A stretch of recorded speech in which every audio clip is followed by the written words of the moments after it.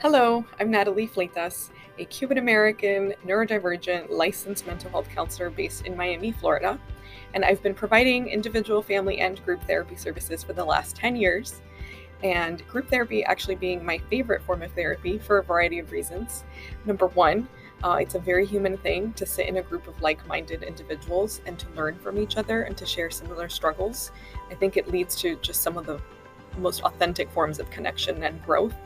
And number two, it's kind of fun. Honestly, it's work. Don't get me wrong, but it's also fun. It's something that I think most members kind of look forward to week after week to check in with one another, and you come away with a lot from it. It can also be a really quick form of therapy. So one thing about this kind of group is that it is more like a class. There's a lot of didactic instruction involved.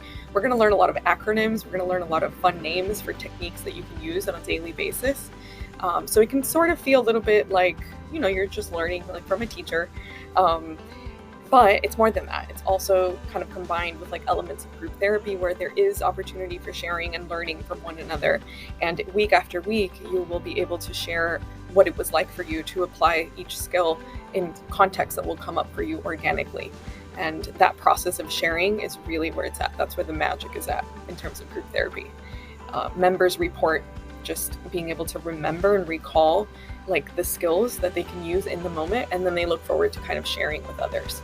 So there's a lot of learning and a lot of collaboration that goes on. You're not in this alone at all.